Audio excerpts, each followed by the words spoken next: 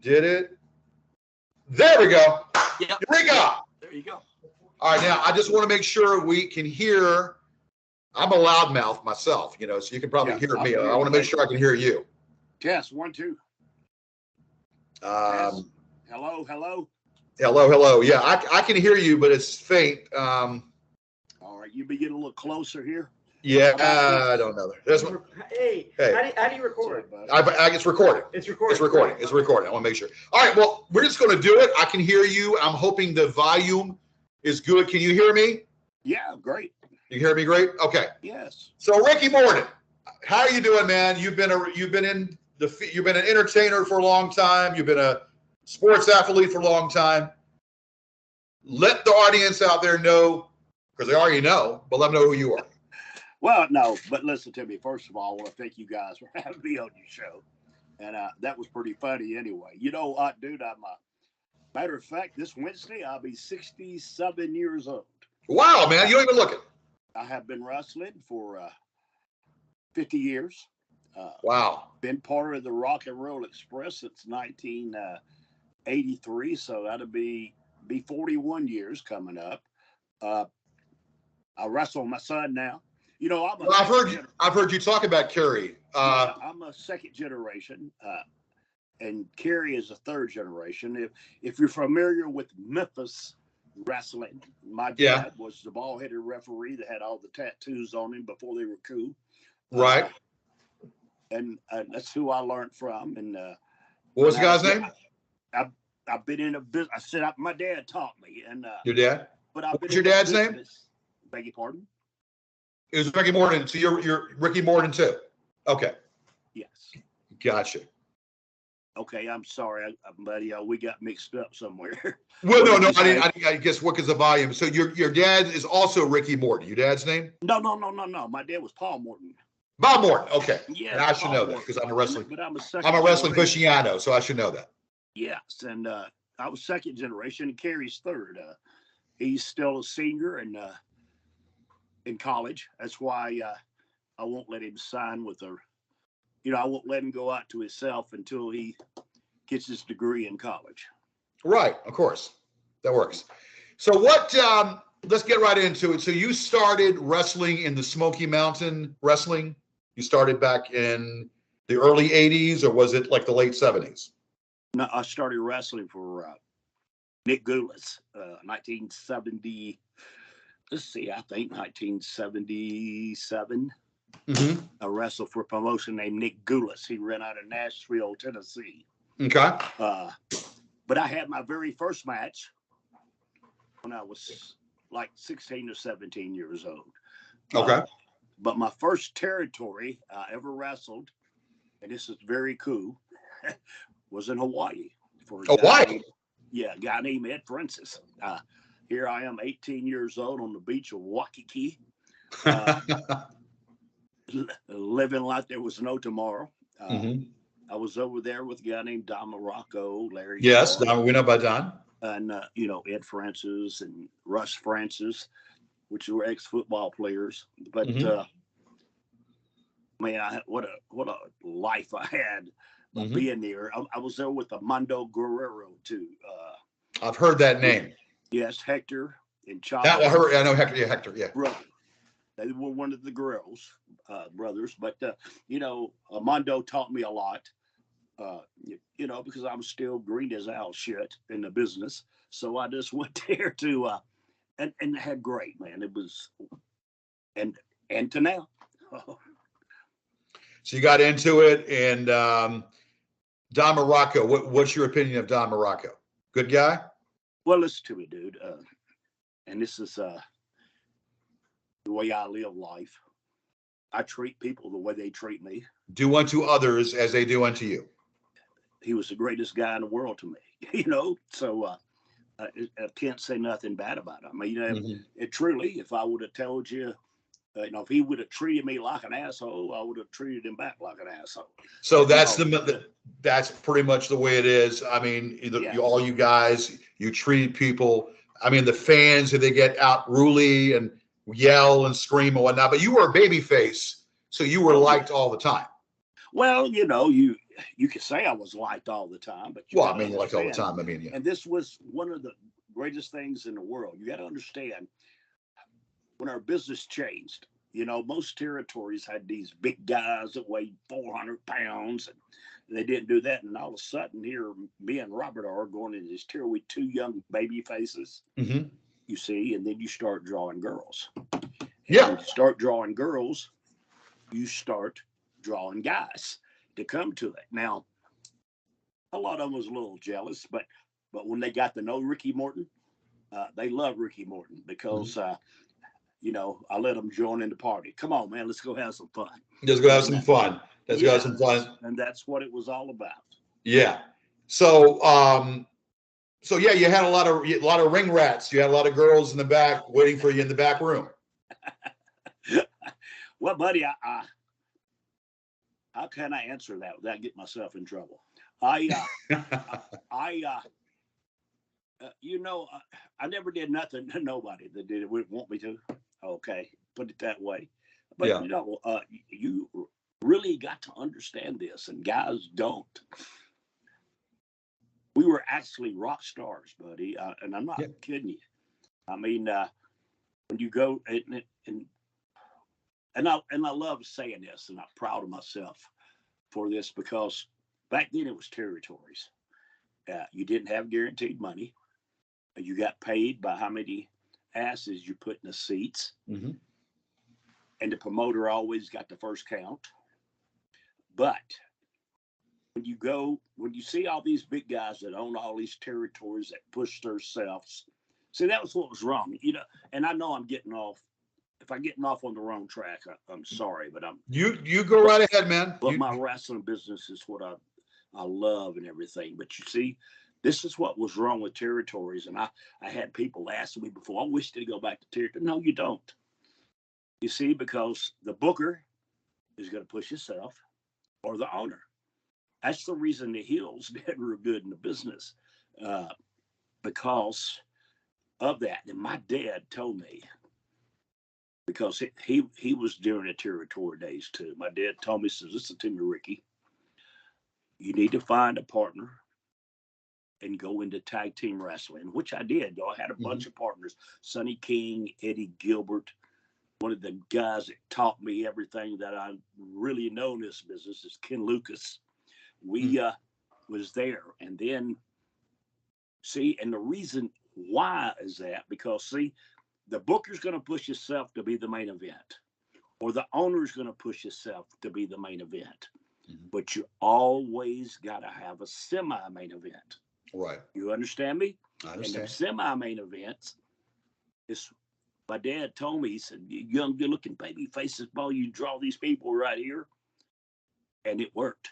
You honestly worked. Go ahead. I heard you talking on another interview about the A team and the B team, and the legendary Wahoo McDaniels had told Dusty, I'll be on the B team, have the rest on the A team.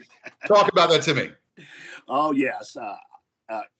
If anybody's out there and you never got to know Wahoo, I hope right now I can explain to you. Wahoo was a big tough Indian, but he was the nicest, sweetest man you ever met in your life, but you didn't want to cross him. Oh, no. And Wahoo would always tell you what's on his mind. We were, it was an A team and B team, but the B team outdrew the A team 100 times. You understand me? We outdrew them 100 times, and we wouldn't even have no card. Wahoo was me, Robert, and Wahoo. Wahoo would be the semi-main event, and we'd go all over the place wrestling. Yeah, so, Dick Murdoch also too, Dirty Dick. Yes, Dick Murdoch did the same thing too. He asked, we was all sitting there together, and had Dusty come in. He goes, "All right, boys, y'all ready to go back on the A team?" Wahoo and Dick Murdoch both looked at each other. They said, "Well, hell no, we make more money on the B team." You see, and are you there? Okay, and but it was great. But see, this is what was so bad about our business back then. Either the booker or their owner would only push themselves, and it was hard to get over. Now, and the only reason that this happened, you remember? I don't know if you remember or you read anything about this when Vince McMahon started running in everybody's territory, and it just pissed every promoter in the world off. And Ole Anderson loved him, didn't he? Huh? I said, Ole Anderson loved Vince McMahon, didn't he? I'm being sarcastic. Now, but what I'm trying to say to you, so everybody got together and is going to run a big show and do a bunch of tapings and send them up in New York. I don't know whoever's brainstorm that was, but they done it. But it was the best thing that ever happened to Robert and I. Bill Watts on Mid-South Wrestling out of Louisiana, Arkansas, Texas, Mississippi, Oklahoma. He was there that night bringing his guys, and they had a bunch of matches. And a matter of fact, that's in Memphis, the Fabulous Ones was Jerry Jarrett's boys. Right. So we played second fiddle to them. Now, but when it came to that match that night, they put all these matches together, and all these promoters brought their top guys in, and everybody worked. Matter of fact, Robert and I put somebody over. Okay, but when the show was over, they had a big meeting in the back, and they're talking, and all these promoters are talking. Yeah, we need to do this, and we need to do this, and we do. Hey, listen, and Eddie Graham. Remember Eddie Graham? Yes. He was promoter in Florida. Smart guy. He taught Dusty. And listen to me, I watched every move that Dusty did. So going back now, they had the big meeting. He said, Eddie Graham stood up and said, yeah, everybody's talking about, but all of you guys are talking about the guys that works your territory that we think we need to push. He said, I don't know about y'all, but that Rock and Roll Express team right there, that boy, especially that boy with the blonde hair, he didn't know my name. He goes, he sewed for 20 minutes and never buried his partner. Yeah. I don't know about y'all. Y'all can use the head, but I think that's the babyface team that you need to push. Okay? And that was all that was said. And then, and what I'm saying is now Bill Watts is getting ready to retire. He owns his territory. And he did, and listen to me now, he didn't want a booker that wrestled. Right. You see, because Bill Watts was the owner. He can't push it. He ain't going to push himself because he's not there no more. And he don't want a booker that would push himself. Right.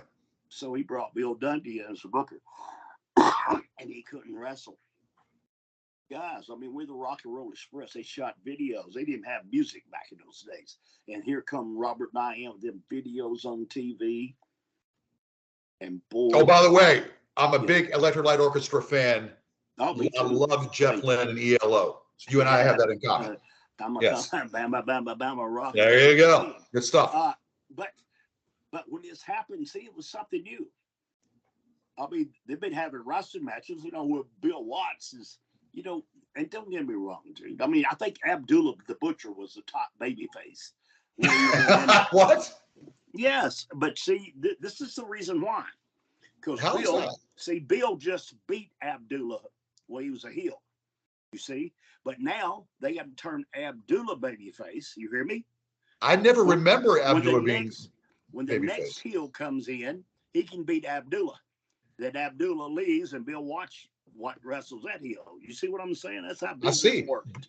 But I swear to God, that's how the business worked. Right. I never remember Abdullah being a babyface. Yeah, well, for Bill, he was just there for a minute because, Bill doesn't beat him. Bill needs another heel, so that heel's got to beat Abdullah. And then Abdullah's gone. You see, that was business. That was territory days. That's how it worked in every territory. It switched around. It turned around. Yeah, and you didn't want, and boy, I mean, and get me, and to be who we were and to be our gimmick, and we blew open Mid-South territory. I mean, I'm talking about from National Guard armories to the superplexes to the Superdome. And I'm serious, buddy. And this all happened within about 6 months. Matter of fact, I was just reading Bill Watts' book not long ago. He had his territory for 12 years. 12 years. Right. He made more money in the 2 years while Robert and I worked on top than he made the whole 10 years before that. Mm. So that's a big compliment to us. And then so we went on. You know, I didn't know Dusty, but they brought us into Jim Crockett's promotion. But you got to see, we had a hell of a run. You know, the Midnight Express with Jimmy Cornette. Yeah, but see, that started in Memphis, and then it's what blew Louisiana plumb out of the water, because you had Bobby Eaton and Dennis Condrey, which, in my opinion, were two of the best heels with Jimmy Cornette at that time. They were a great tag team, no doubt. Oh my God! And everything worked, and they knew how to get heat. They knew how to keep their heat. You know, it's nowadays. And I try, because I work with guys and I work with them, but most of the time I'd be better off talking to that wall to make them understand. You know, if you're a heel, sneak and get that heat, and you screw the baby face. And for instance, I'll tell you this right here. I went to GCW to work, make a lot of money a night. You hear me? And Brett Lauderdale, I'm wrestling Effie, and Brett Lauderdale come to me, and him and Effie, and they wanted me to beat Effie. You hear me? Okay. And I told him, I said, what happened? No, somebody's coming. Turn it off. What's that? Kevin, turn it off. No, I know. Turning it off. You're good. You're good, Ricky. Somebody else. Okay, I got you. You know, you're good. Go ahead. But to get more as that, they wanted me to beat Effie. And I told Brett Lauderdale, with Effie sitting there, I said, listen, Brett, I don't want to beat Effie. And they looking at me like, what the hell? I said, you don't want to beat him? I says, no. I said, because if I beat him, I can't wrestle him no more. I already beat him. Right. You understand me? This is what the people these days don't understand. Right. You know, the people pay their money to see you to beat this heel, and you got an angle going, but he screws you every time until you have the big blow off. Now, let me tell you, I make a lot of money for GCW. And just by me saying that, I've made more. I've been for GCW 40 or 50 times. Okay. You understand? Because they know that they're starting to figure out what the business is about. And it's like the young guys in our business. They don't have a clue. Mm-hmm. You know, I was at a show the other night, and, you know, you had your underneath matches, and they're flying all over the place and doing this. And I'm trying to tell them, I said, guys, please, I know what you're doing, and you think you're doing it great, but you're on the road to make a career in professional wrestling, and you're going to break your back and legs before you even have an opportunity to have your first match, because you're doing stupid shit. Right. Stupid shit. Right now, you just want to get in the ring and learn and learn and learn. Wrestle somebody that's better than you and learn and learn. It's not about watching Monday Night Raw and doing everything they did on TV. I think it's the stupidest shit I've ever seen in my life. Yeah, I cannot watch the new stuff anymore. The stuff right now that's going on in wrestling, I can't watch that. Yes, I got you. Well, it makes no sense. When you have done this for 50 years of your life, right, and then you watch TV and you go, what the hell are they doing? When I don't understand it, what you think the people do? And I'm not saying that I have the answers to everything, that I know everything, but one damn thing I can tell you for sure is I know the wrestling business. Right. And I do, and I see it. When you pop territories, not 1, 2, but when you pop 3 of them, and then when I was younger with other guys, I knew how to draw money because I sold. If you ever watch the match, go back. One of the greatest matches, and even Steve Austin told me this. If you ever get a chance to go watch this, it's Starrcade '86. Mm-hmm. Robert and I wrestling Ole and Arn Anderson. You know, you got to understand. I had to tell a story. See, I love telling that story when I'm selling. I'm telling that story, and I'm telling that story in the heels, and boom. You know, even, you know, when I first met Ole Anderson, he didn't like me. He thought I was too small. Ole Anderson is a trip. He is a trip. He's a old, yeah. And so, but go ahead. How did you meet Ole? No, I've never met any of those, but I mean, I know when I know Ole's old and curmudgeon or whatever. Well, not Ole. Ole was a tough old bastard. Well, Let yeah. me tell you, and it was Ole's way. So I'm going to tell you this. I did it after we had our little run with the Midnight Express, and we were starting our angle with Ole and Arn.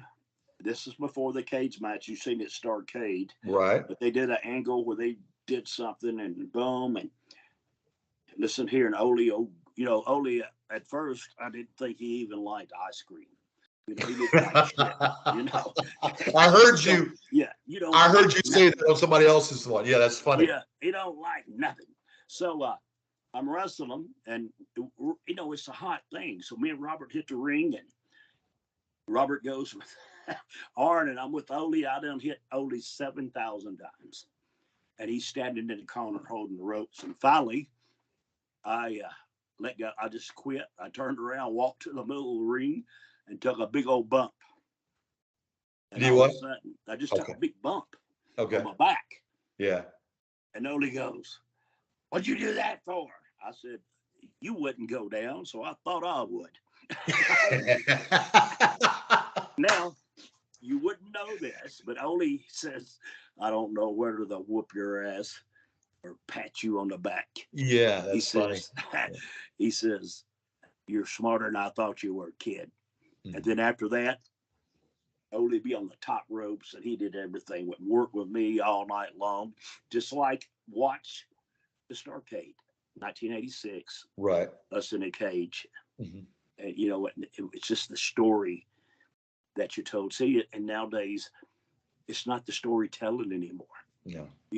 They drag on shit. And you drag on shit. Yeah, it's more like, I don't know. Yes.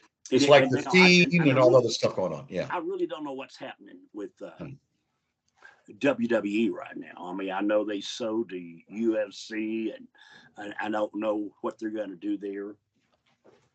But I promise you, they need to start, just tell a little storytelling. Yeah. Let's make that right. Who's that in the background back there? That's my friend Kevin. What's your name? Kevin. How you doing, Ricky? We'll talk later. You keep up. I'm always good. Where y'all from? I'm from Richmond, Virginia. We're all from Richmond, Virginia. Yeah, buddy.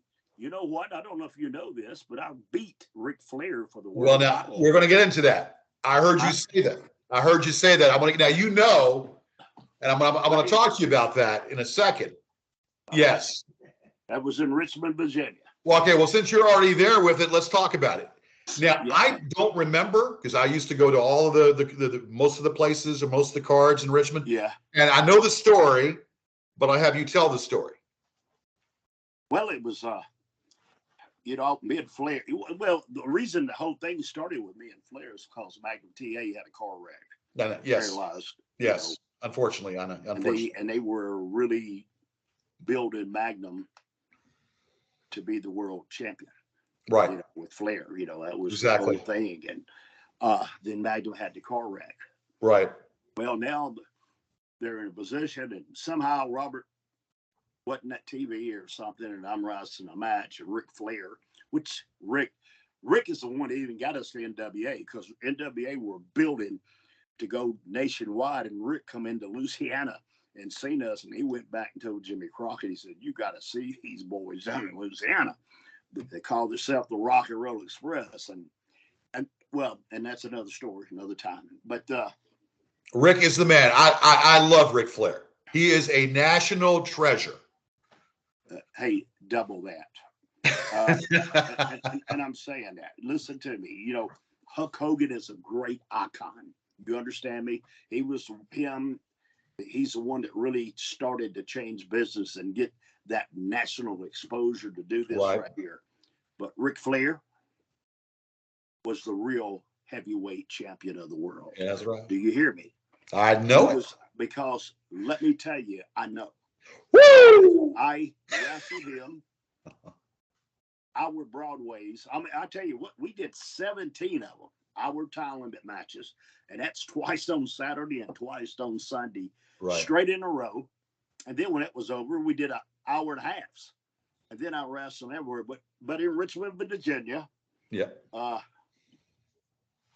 beat Rick for the belt. Now You got to understand when you're a tag team and you got to and you work for a booker, sometimes you get over too much. And I'm telling you, buddy, you get over too much. So Richmond, Virginia, I went out and I really didn't even know. You understand? What year was that? What year was that? Probably 86. 86. Or Okay. around 86 or 87. It had to be 87, the first of See, it. I don't remember, but go ahead. Yeah, I don't remember. But That.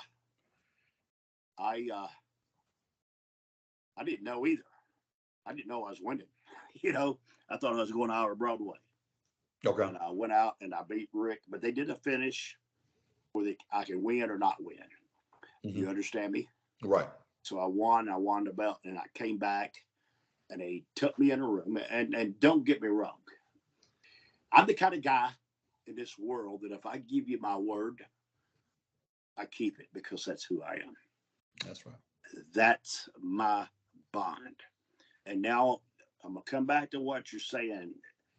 And this is me too. Somebody asked me one time, how come you pray? How come you believe in God? I said, because he gives me a peace of mind. Okay. He gives me something to believe in, and he gives me peace of mind where I can forgive and not hurt and do this kind of stuff. So when I'm loyal to somebody, I'm loyal to you. It's not a piece of paper. It's not. It's just me telling you that. All right. Well, I came back and they took me in a room and says, listen, won a world title, so we're going to have to let Robert go, because he's going to have to put people over that you beat, and you're going to have to beat him too. And all this stuff right here. Who was the booker then? Dusty? Yes. Okay. Okay. Now listen, after all the years, they finally made me one. Okay. But I had Scott Morton on it too. Okay. But I had to, I told them, I says, I don't want it. And they looked at me like I had a pile of shit on my head. You don't want it. No. I made Robert a promise. And I made, I says, we started the Rock and Roll Express. Jerry Lawler started us. But I looked for that tag team partner. And understand me, I'm not trying to say I'm not, and I tell the truth. Robert was that perfect person for me to give that hot tag to, because I sold. I told the story by selling, and to give Robert that hot tag. And you know what? And sometimes it's compliments, because, Dusty used to tell me all the time. And see, this is what's wrong with her, what people don't understand. Dusty told me, said, you're the only kid, only baby face in the world that understands what I'm talking about when I want to do an angle. He said, you do it perfect every time. And see, that's the part about selling, and me giving Robert that hot tag, and boom, boom, and we go into our finishes. But no, I wouldn't do that. No. And then it got to the point where now, where the corporate business was coming in. And to tell you the truth, they done bought airplanes and bought all this stuff for here. And they fired me and Robert. Okay. So that was it. So after all of that, it was like the latter part of 86? It was, right after, it had to be like the summer of, or the spring of 87. 87. Because I already did my thing with Flair, and I was there in 86 with. And then of course Flair was doing his thing with Jimmy Garvin and Precious. Yes, and I love you know what? I loved that. It was funny as crap. When, of course, I'm not big on Ronnie. I mean, Ronnie Garvin was good. I mean, but when Flair was dolling himself up for Patsy or Patricia, Jimmy Garvin's wife or whatever, he all dolled up, and then J.J. Dillon was there. He said, "Can I stay? Can I stay?" I love it. Oh, I got you. You know what? Since you said that, that's pretty cool. I live here in Bristol, Tennessee. My mother, who's deceased, lived on the border, the line of Bristol, Virginia, and Tennessee line. She lived on the street. That's down there at State Street. Yes. But I live right here by the racetrack. Okay. on the mountain up here. I live on There the you go. mountains. Yeah. Okay. And other day I was in the gym working out, and Lord and behold, I turned around and looked, and there's Ronnie Garvin. Mm. Ronnie Garvin moved back to Bristol. He Or lived is it up in where West he's at now? Virginia. Okay. He lived up there in Horseshoe, West Virginia, somewhere up there in the mountains. Okay. But I didn't know his wife was from here in Bristol. Right. So they came back and bought him a home here and lives here. Isn't That's he? great. Isn't he Canadian? Yes, he's Canadian. Okay.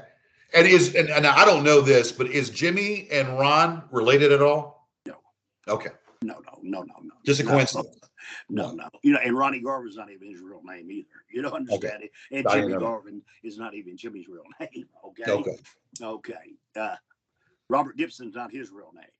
I think I'm the only one in the business has his real name, Ricky Morton. Okay. Okay. So and then Ricky Steamboat is Richard Blood or Henry Blood. something like I don't know, Yeah, but his name's Richard.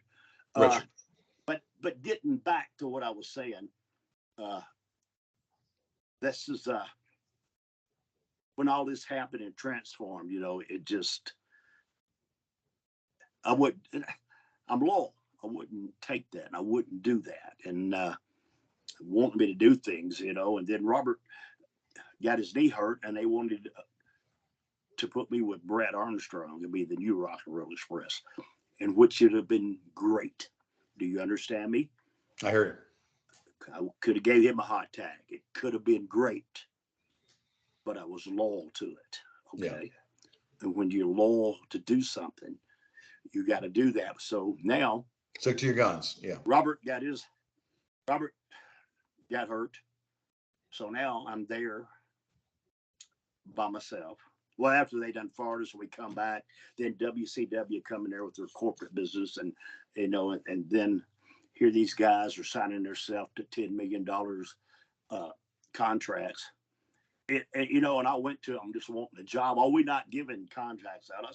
I put the goddamn ring up. You understand me? I just need a job. This is all I know. Still wouldn't happen. Right. But then finally, you know, I was without thing. Robert's gone.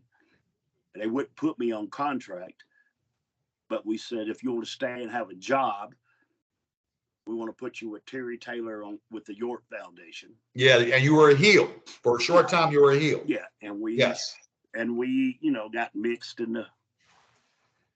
up in the whole thing there, and then we was a lost cause. We did great. We was a lost cause, but Terry Taylor, what a fun partner. Yeah, Terry Taylor, yeah. You know, he was fun. He was with Terry Reynolds. You know what? A matter of fact, not long ago, we was over in Charlotte, and Robert had his hip replaced, and he couldn't wrestle. And I'm just looking around, and me and Robert supposed to have been in a match that night against the Headbangers. And I'm looking around, and I see Tommy Rich, I see Terry Reynolds, and I see Curtis Hughes. And I just look at the motor. I said, why don't the York Foundation wrestle them tonight? They're all here. And you know what? And the people popped like a son of a gun when we came out that door. You know, it was just like it was nothing happened. But then, you know, that's just the tales of the cribs. Wasn't Mike Rotundo part of that too? After I left. Okay. Yeah. See, because I did Robert got better. And then Washington at the pay-per-view, Capital Combat or something, I wrestled Robert with Terry Reynolds, and I hit him with a computer and beat him. And then me and him went to the back, and we left and went to Smoky Mountain Wrestling, the last territory of the business. You hear me? Right. And it was, you know what? I didn't get rich, and I didn't make a lot of money, but my mind was free, and I enjoyed what it did. You never went to Vince. You never went to Vince at all. Well, we did. Now listen to me. I'm in the WWE Hall of Fame, and I never even wrestled WWE. Yeah. Now, we did a thing for Survivor Series for them, but it's where we shot an angle with the Heavenly Bodies. Okay. We went up there and put them over on Survivor Series. We wasn't working for them. But that was to come back to Smoky Mountain Wrestling because they were going to WWF. Okay. Mm-hmm.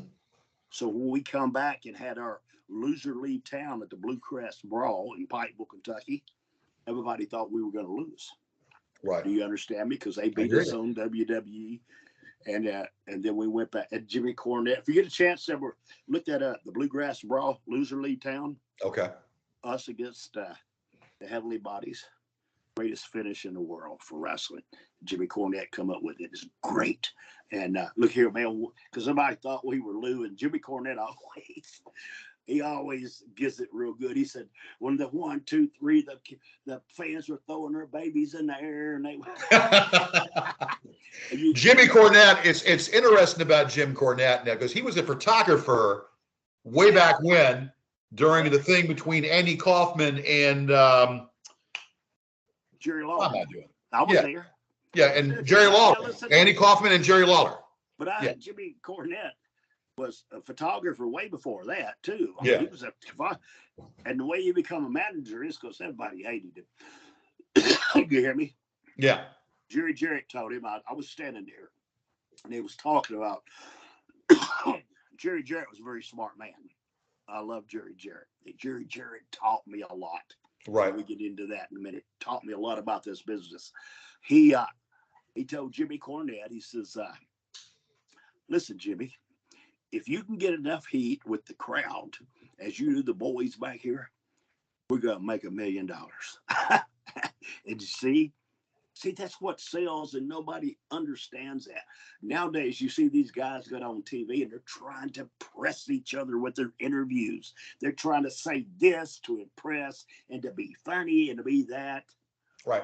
But none of them has a fucking... Like I said, it's unwatchable. The stuff right now is unwatchable. The only reason why I might watch is to see Charlotte Flair wrestle. Yes. Or see Becky wrestle.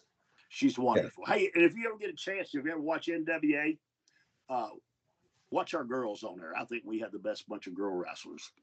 Well, you had, And I do. I think we had the best bunch of girl wrestlers because they're hungry. You understand me?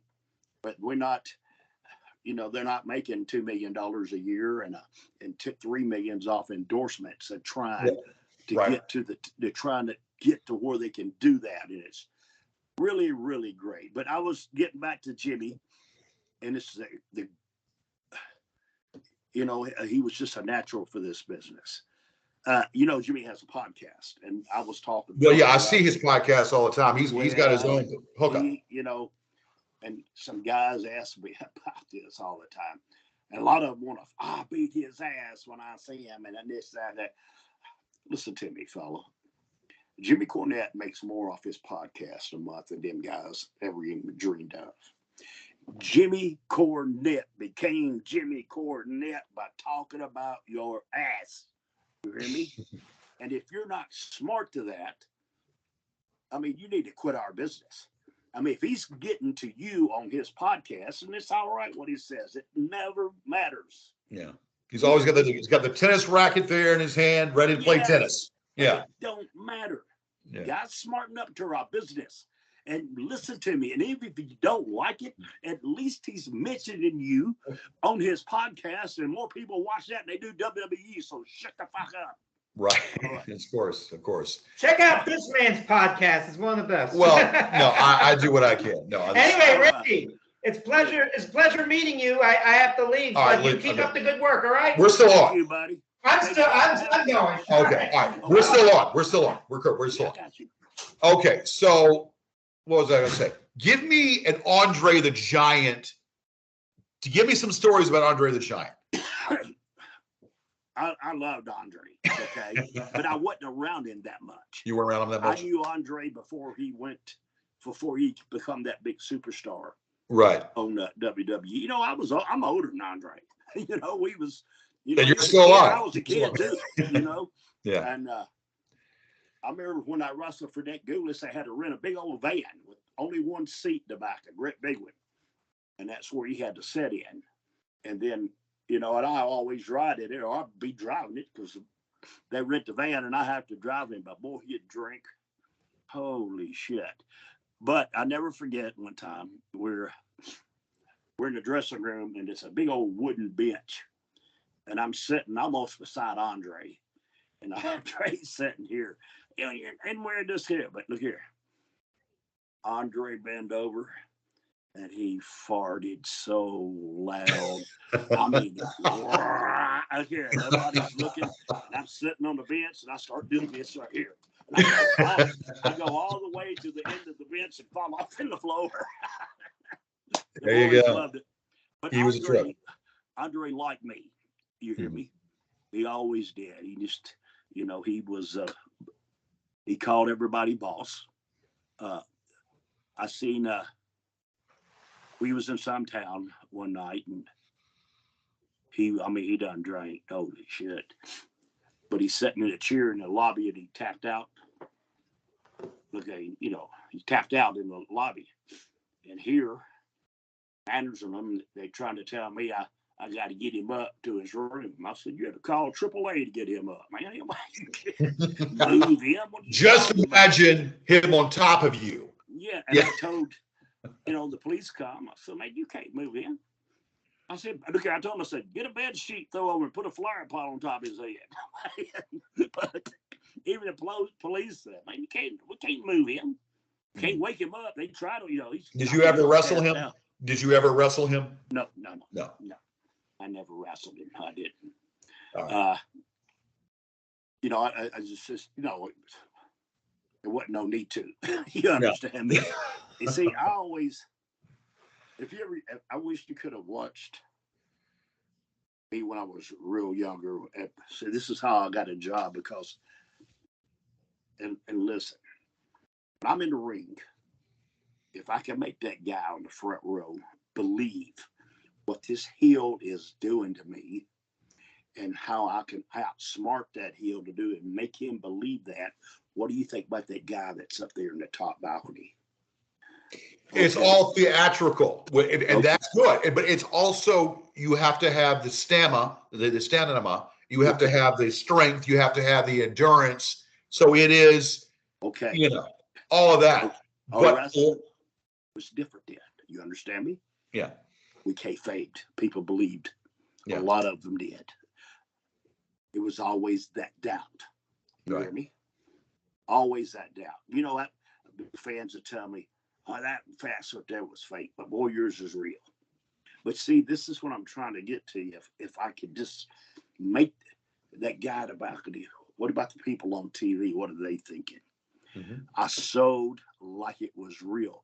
And when I got in the ring to work with guys, especially the big guys, see, I never outpowered them. I outsmarted them, and every one of them.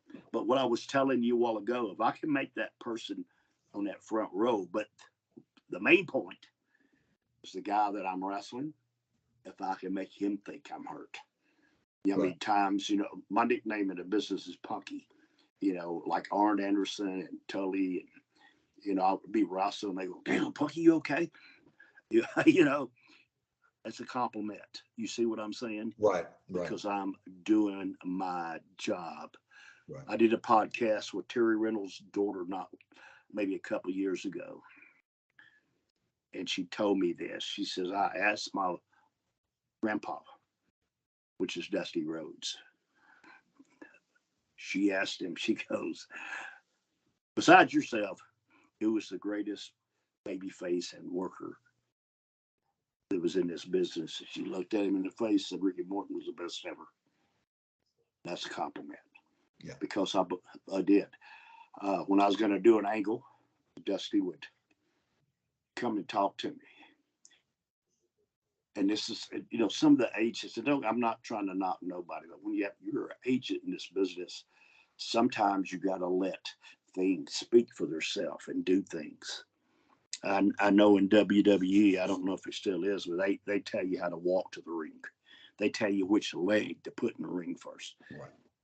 That's the reason nothing's good. Do me a Dusty Rhodes imitation. I got to hear it.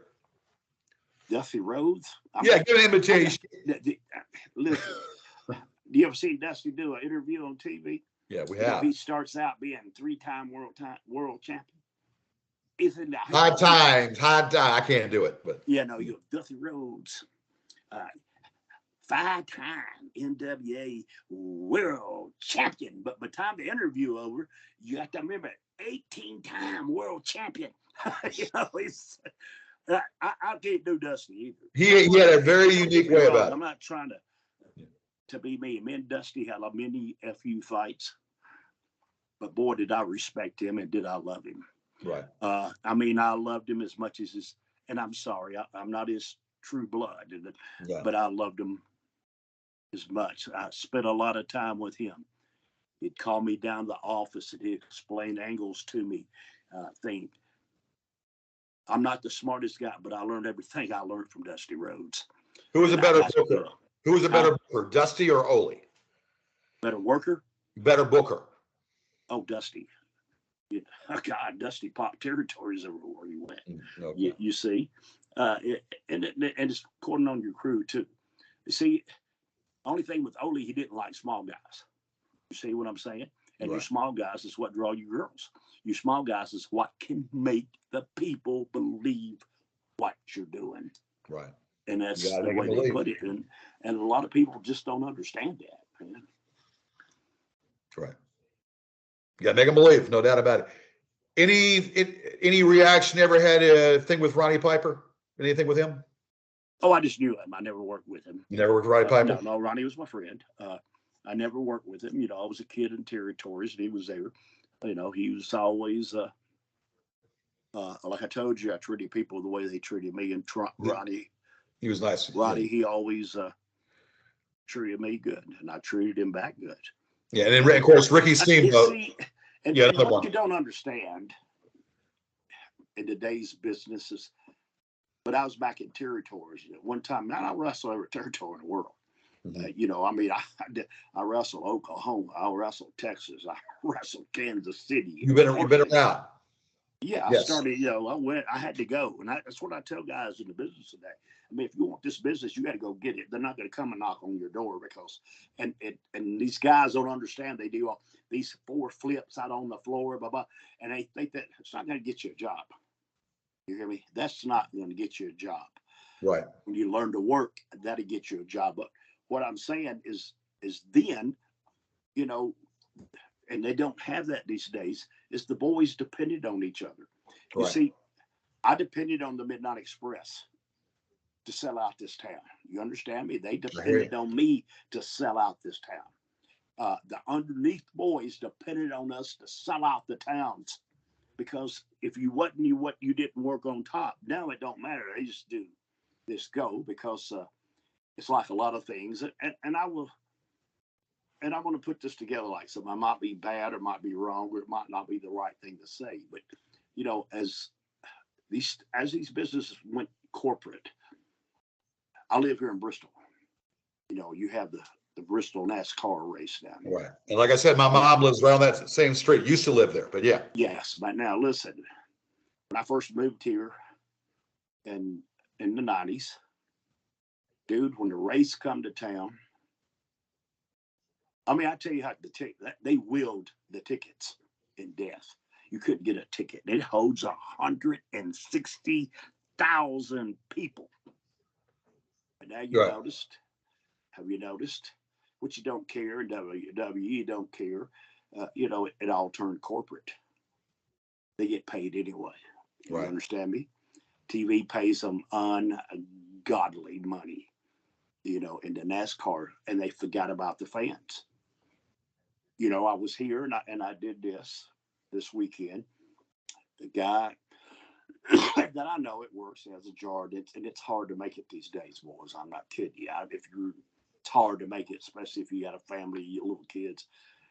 And I was talking to him. I said, "You going to the race?" He says, "God, I would love to." He said, "But hell, I can't afford to go."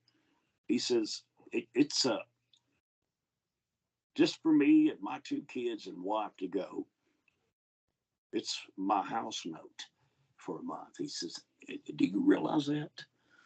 Do you understand what I'm saying to you?" I'm hearing you. Yes. This? Okay. Yes.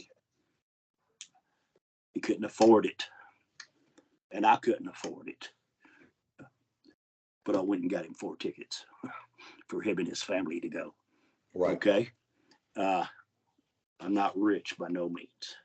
Right. But God told Who me. is? God told me to. You hear me? God told you to do But it. he got to go. But see, this is what they forgot. You know, I have been at Bristol here in the last couple of years, where you used to have 160,000 traffic and be backed up for 100 miles. Look here. Now they have a race down there. You could throw a hand grenade in there and it wouldn't kill nobody. You see, because it's all corporate. Right. They get paid no matter what. You know, you have NASCAR. NASCAR ain't NASCAR no more. You don't have. Matter of fact, they did good Friday night at the Xfinity race, and the reason why, so you had Dale Jr. there, you know, and he's a big draw. Right. People come to see him, Right. and but these other race car drivers, and it's the same thing about the. I'm not trying to knock them, but I'm trying to compare it to our wrestling. Right. Nobody gives a shit no more. And you watch the wrestlers on TV; they don't care about you. I mean, well, like I said, the only time I watch the new wrestling is the women. That's it. Yeah, look here, they would, you know, they suplex you off the top rope to the concrete floor. No, they're lucky, in which people have died, but they're lucky they just can't even walk. Yeah. I still really love my business. Now, have you seen my kid, Eddie? Have you seen my son, Kerry? I have heard about Kerry. So yes, I think I've seen Kerry on another podcast. No, Kerry is badass. He's the future of our business. Yeah. He was a junior heavyweight champion for NWA for a while, but now we're moving up. And let me tell you too, and people always, because he's Ricky Morton's son. No, he's been training since he's 5 years old. You right. know, he understands the business. Right. Matter of fact, he's over marketing for NWA. He's a senior. That's what he's taken in college. And our business has picked up a whole bunch since then. But see, it's not what sometimes, like Ric Flair come to me one time and he says, "Hey, I just met your son, Kerry." He said, "I never met a kid so well-mannered, so respectful in my life." And he asked me, he says, "Andrew here, that's my wife." I said, "Yeah, she's over there. What you need?" He said, "I want to find out who the real daddy is." No, but it's like that. It's really, really, our business is so cool, man. Yeah. And I love it. I still love. That's the reason I work for NWA.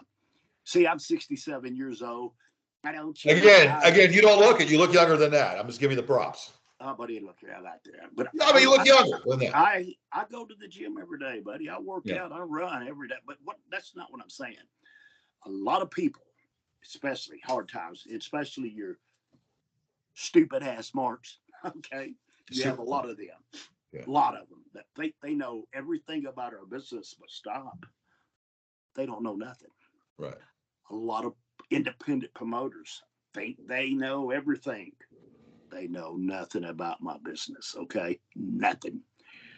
Why don't you retire? Why don't you get out of the ring? I says, because if I do that, I'm one of the last of the dinosaurs. If you ever get a chance to work with me, okay? You ever get a chance to work with me in the ring and you've been on the independent circuit for 5 years, I would teach you more in 15 minutes than you knew in that whole 5 years about our business. And when I'm gone, there ain't no more. So you guys that are knocking me and putting me down, you ought to be glad that I'm still doing it. All right. And you what my business is about, huh? Right. Well, when I think of tag teams, I remember the Rock and Roll Express and the Midnight Express. They're the two tag teams that I remember. They went back in the day. We would go down in history, I think, as the greatest feud in tag team wrestling. Right. And it only lasted for 20 years. So it went, and it still goes on. You know what? You go to Independence, and if Bobby was still alive and Dennis and him, I mean, look here, we'd still sell out. I'm serious. I want to name some wrestlers' names that have passed, and I'll just give me your opinion about some of these wrestlers in the past. We'll start off because, so like I said, Ricky Steamboat. You've never worked with Ricky Steamboat? Whoa! Greatest baby face. Yeah, babyface also. Greatest baby face in the world. But you and him together. Somebody, look at Ricky Steamboat. Yeah. I love Ricky, and somebody asked him, says, Ricky Steamboat, who's the best baby face in the world? He said, Ricky Morton, but he stole all my shit. But all right, Paul Jones. Who? Paul Jones. Oh, Paul Jones is a manager in North Carolina. I like Paul. He stuck around the Carolinas for a long time. Worked in the office there. A lot of people didn't get along with him, but I did. I treated people the way they treated me. Exactly. Ivan Koloff, Russian Bear. The Beast. He was a machine. And he made you believe in his gimmick. Well, when we came in to NWA, before we hooked up with you have to get us over. We're the All-American boys, and naturally, Dusty's a genius. Yeah. He puts us in the ring with the Russians. You understand me? Yeah. And all that's all the conflict of the United States is going on from Russia, and Ivan was from Canada too. But you see, he was a workhorse. Right. Our Broadways, me and Robert with him all night, and we had Nikita and had Barry Dorso, which was really good in the business, but still a little green. We do our Broadways. I would stay in there 40 minutes. He was the workhorse of our business. Real respected man. The exotic Adrian Street. Well, excuse me, Adrian. He did his little. Adrian did his gimmick, but if you ever knew Adrian, he would take your head and stick it up your ass. He was a tough son of a bitch. But listen to me, at that time, you had to be tough to do that gimmick. Okay. Was he gay? Who's this? Was Adrian gay? Maybe I didn't know that. Was Adrian Street gay? Was he gay? What? No, he was married to Miss Linda. Okay. But I don't know. But listen to me, I don't know. Yeah. But see, let me tell you something about Ricky Morton. I don't care who you are and what you do. Yeah. Just be yourself, and I love you. Well, that's cool. I didn't know that was a true gimmick. No, that's why I'm saying he did that gimmick back then. You had to be a tough son of a bitch to do it. No, but Miss Melinda was his wife. Right. Okay. Yeah, back in the day. Barry Windham. Barry, second generation too. Barry was a tremendous worker. Big boy. He followed in his dad's footsteps. He was part of the Four Horsemen. Part of anything. And see, this is, God, I wished I could really, I know I'm talking about Barry, but I wished I could bring people back like them into the business. Because the guys, especially when you're on an independent show, these guys, they got about as much business being in the ring as me flying the space shuttle. But see, when you have somebody that it was so easy to work with Barry because he knew. You understand me? He knows. You don't got to do nothing. You don't got to hurt me. You don't got to do this. You don't got to sling me. You don't got to shoot me out of a fucking cannon. Gotcha. Just Junkyard Dog. Huh? Junkyard Dog. Sylvester Ritter. Yes. My good friends. Dog got killed.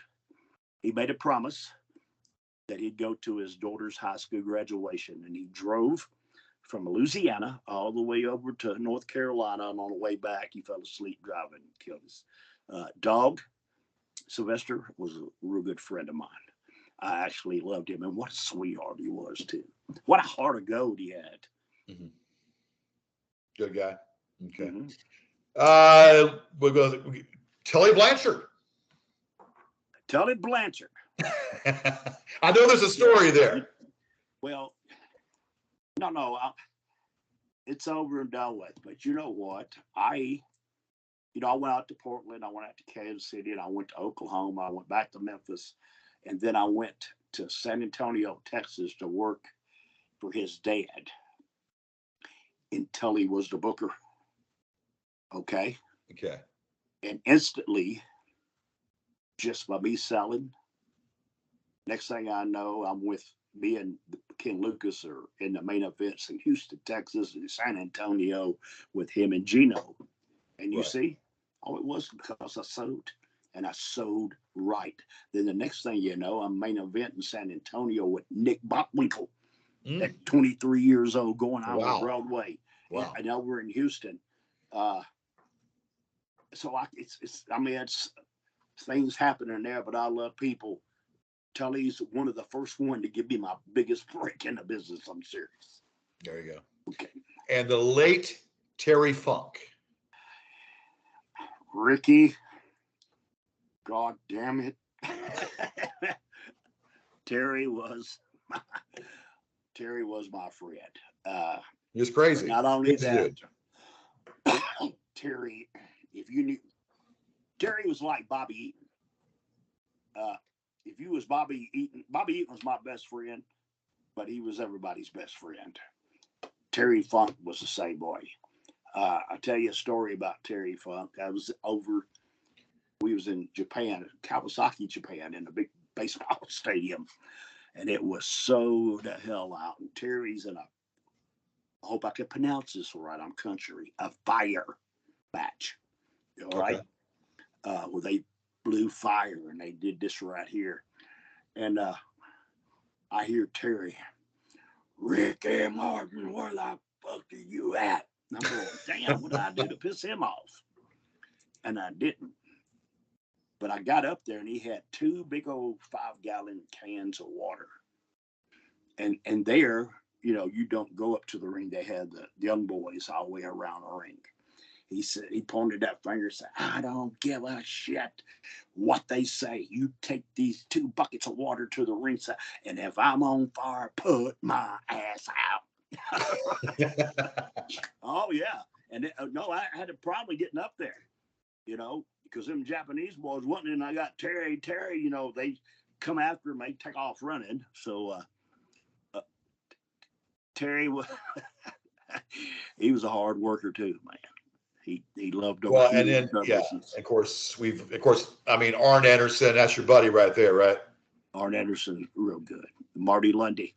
Yeah. He was he's a natural to this business. Yeah, some guys, Marty got a break young in the business because he was a natural. He caught on real quick. And what a heel he was too. I didn't know when I never seen him, never met him, never been in the ring with him till I got to NWA. And I didn't know he was a southpaw. Do you hear me? I didn't know he was a southpaw, so I thought Bone hit me. So he told me to block the punch, right? So I go to block the punch, bam, he hits me right upside the head. Just like southpaw. that. I didn't know. I said, nigga, he hit me, and I went back, and I went, God damn, I dare you to tell me you're a southpaw. I didn't know you was left-handed. Gotcha. Well, and then of course Wahoo. We've already talked about Wahoo McDaniels. You've loved him to death, basically. My best friend in the world. Wahoo McDaniels. When Wahoo, he kidney problems and dialysis, and I kept in touch with him. And one day he called me. He says, Ricky, sold all my stuff here in Charlotte, and I'm going to head to Odessa, Texas. Even sold my car. I'm going to fly home. I said, damn, Wahoo, I won't be able to see you now. He goes, no, I don't want you to see me. Going home to die. He says, I can't do this dialysis anymore. And I'm going home to die. Damn. And he told me, he says, so right now I'm telling you on the phone that I love you. And I loved him. And I cried. And he says, please don't come and see me. He didn't want me to see him that way. Okay. And I respected him for that. That's hard. That's a hard one. No doubt about that. Yes, sir. Damn right. It's a hard one. Wow. But we've lost so many good, of course, when time goes on, we get older, we've lost so many people, some young, some old. I lost a lot of my friends in this business, that you didn't even expect. Well, a lot of them are sick and they didn't tell you. You know what I'm saying? It's hard to put back. And even if I don't like you, But every night, you can ask everybody this when I'm in the locker room. Before I leave, I go hug everybody's neck and tell them I love them. I always did.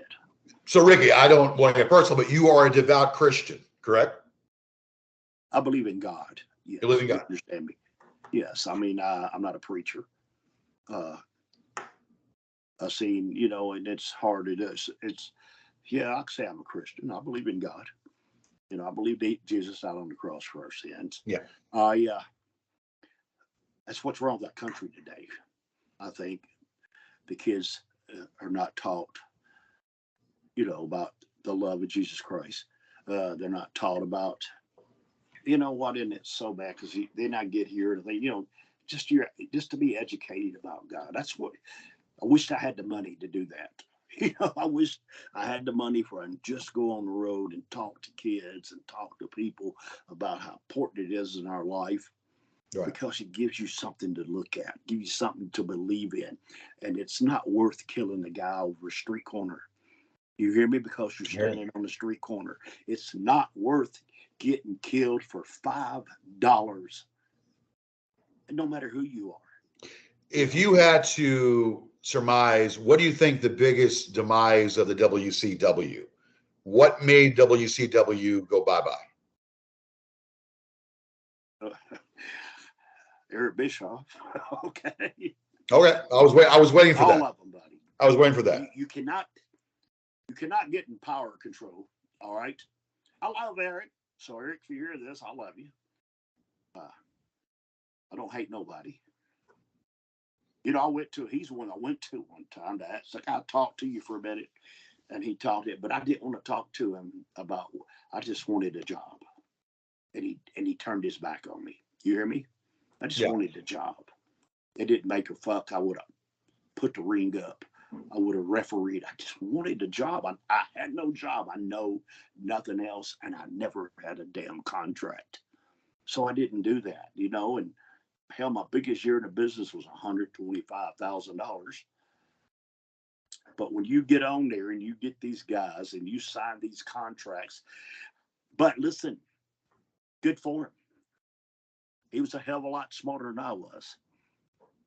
When you sign yourself to tens of millions of dollars a year, and they didn't sign it with WCW, they signed it with Ted Turner, where Ted Turner had to pay him, and then but WCW, Time Warner couldn't do it. They went bankrupt. Time Warner didn't, but WCW did. And then here's these guys. Well, they're a hell of a lot smarter than I am. They got paid a lot. They got paid for 3 years for not even being here after it closed down. Right. But that was millions and millions of dollars. So now that's what happened to it. And they forgot about, and I'm sorry, it wasn't about the wrestling businesses. It was about me. Me. It's about me. You hear me? It's me. All right. That's what happened. What do you, so Vince McMahon, we know that I believe he has now pushed away from the WWE. He's now retired, I guess. So he's letting somebody, is he letting Triple H take the reins now or what? I don't have a clue. Yeah. I want to say this, and it's hard. Yeah. I know Vince. I knew him back when he first started. Yeah. And he was a hell of a guy to be around. He's funny and God, go drink with the boys and have them. But then he got that corporate billion, and then he became the most miserable son of a bitch in the world. Got to his head. He's got all this money, and he's probably sitting in that big mansion wherever he's at. But I promise you, he's a miserable motherfucker. But Vince, I know you back then. But you come and see me. This means you just be the boys and go have fun one night. Forget about your lot gates. Forget about this. His wife, she's the nicest woman I ever met in my life. Linda. Yeah, she is. She's the nicest lady I ever met in my life. She's real high spirited, and Vince ought to be lucky to have a woman like that. I mean, I don't know. I'm married too, people told me before too, so, God, man, your wife's so nice. I said, yeah, come and visit a couple of days. You might change your damn. No, but I'm just kidding. Me and my wife would get along great. But this seems like to me everybody's miserable. Everybody's trying to stab each other in the back. Everybody's trying to do this. You know, you try to go to get a job and they tell you this and this. You can't do this. You can't do that. Shut the fuck up. I've been doing this for 50 fucking years. I know more than I even teach the guy that's ahead of you. I could teach you more in 15 minutes, in the last 20 years you've been here. Not about the corporate business, but about my business and what make people watch it and make people tune in on TV. Right. Well, there you go. There you go. You were talking a little bit about Abdullah. There was about him. He couldn't speak English, or what was the thing with Abdullah now? Do you know he couldn't talk or he couldn't read, Abdullah? Well, I don't know nothing about that. You don't know that? No, Okay. Now, I'll tell you, I couldn't either. I didn't have an education. My wife taught me how to read. Oh, I had no idea. No, that's what you think I'm so country for. I couldn't say shit with a mouthful, but it was just no. I mean, it's a lot of people like that. Now Ronnie Garvin, he couldn't speak English when he came here. He was Canadian. He speak French. French, parlez français, oui, comme ci, comme ça. I got you. I don't know, but well, that's broken. Yeah, it's basics. No, Abdullah, I don't know. Abdullah's wife took care of him too, and Abby. Abby, yeah. You had to. Abby was a good guy. I loved him. The Iron Sheik. The Iron Sheik. That's another one. Yeah. Blah, blah, blah. Iron Sheik on Howard Stern was hilarious. Yes. You see what Howard Stern? Hey, but he's a sweetheart. Yeah. You hear me? And we the business lost a great icon. But it's got to happen to all of us. You know what I'm saying? Yeah. Good. Cool, buddy. What time we got here, fella? Well, we are at, we've already done an hour and 12 minutes. Okay, but listen. It's up to you what you want to do. I mean, we've covered a lot. I got most of you answered the question about, because I was going to ask you about the belt when you won. I had no idea about that, but I heard it through another, thing. Venue. But and I'm not trying to be rude. My dog, he's tearing me up. He's got a okay. It's time to feed the dog. But I want to tell you, thank you so much. Well, thank you. Having me on your show. Thank you. And thank you Ricky, so much for caring about our business. Yes. And Ricky, and I still wrestle a lot up here. Put a good word in for me from the Nature Boy, Ric Flair. Tell him I want to interview him. Tell Rick. Yes. I hope you got a couple of $100,000. I tell you what, that's my idol right there. Yeah. He's mine too. Yes. He's a good friend of mine. Yeah. He's every time I look here, it don't matter. I can see him in church. He'll lock up with me. I love Rick. Listen, buddy, you have a good night. You too, and we'll talk soon. I appreciate it, man. Thank you very much. Oh, buddy, thank you. Take care. Uh-huh. Bye-bye.